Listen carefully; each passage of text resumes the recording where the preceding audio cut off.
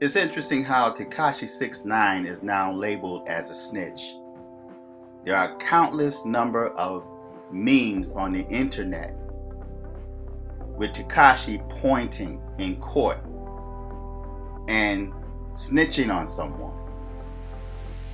But there's a snitch that not too many people really talk about. Yes, we hear about white women calling the police on black people. We're always talking about black men snitching on black men.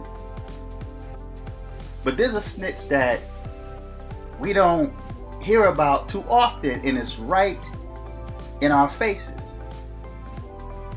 These people snitch right on national television, but yet no one ever talks about that snitch. Who would that snitch be, you might ask? The black woman.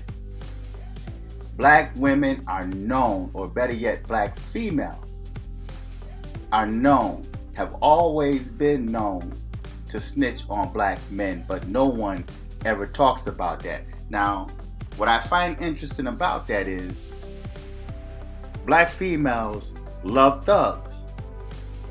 They inspire thugs. Black females have designed and created thugs. They were the ones that encourage young black males and even older black males to sag their pants. They love the hood novels, True to the Game. They want a thug.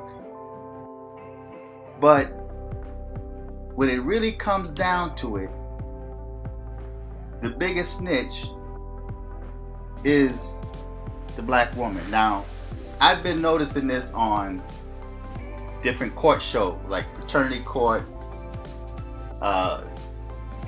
shows like women come on there because the dude owes them $200 or $50.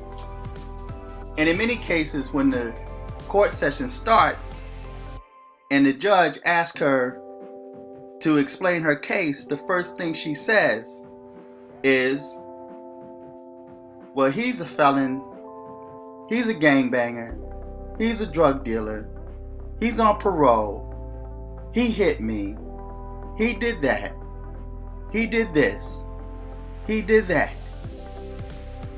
And after she finished laying out her case and turning the judge against him, making him look like the bad guy, and she's over there smiling, and even sometimes she may even cry to try to gain sympathy. And at the end of the court case, in many cases, in most cases, the judge takes her side after the judge, especially Judge Mathis, finished attacking him. Oh, sir, so are you a gangbanger? Is that true? Are you a drug dealer? Is that true? But yet, this is the type of man she chose to be with. So,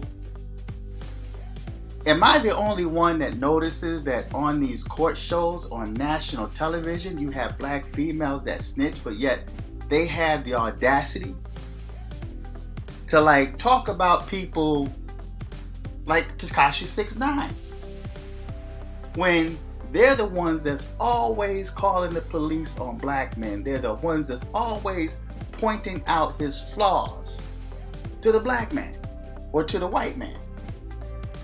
In the case of Judge Matthew, it's a black man because he still represents the system. He's still a judge.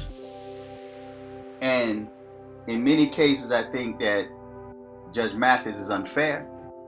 I like watching his show, but yet in many cases when it comes to the black man, you know, they're a lot harder on black men. You know what I mean? You know, they black females can get on there, or women can get on there and have the same path or past as the man does, but yet he sympathizes with her because she's a part of their system. So maybe we should start calling out the black women snitches now. The biggest snitch. And I'm gonna tell you a story, and I shared this story once before. I remember this dude got out of prison, and he was supposed to have no police contact at all. This chick was trying to get in touch with him on the phone, and he wasn't home. And as time went on, she kept calling, kept leaving messages. And then finally she became enraged. And then she started taking it out on the person that was answering the phone. And the person was saying like, ma'am, we could take a message. He's not here. Oh, I know he's there. He just don't want to come to the phone, right? Then she turns and says, I'll just call the police and have him violated. I know he's there. He don't want to see me. I'll have him violated and have him sent back. I'll tell them that he hit me. This is what a lot of black females do. So when we start talking about snitches and we want to point fingers at each other, brothers taking out brothers, one of the biggest enemies or spooks that's sitting by the door are black women, because they live with you. These are females that live with you, that know all your business, that you talk to, especially when she become intimate and she breaks you down and you let all your guards down, and then you begin to start working right in front of her. Phone call, texts, and she's the biggest snitch that can really destroy you. They talk about the woman scorn. She get upset with you or things don't go her way. And what does she do? She'll point you out. So now, I understand Tekashi, and it's about preservation. Self-preservation. Tekashi is looking out for himself now, because they were trying to kill his brother. They robbed his brother.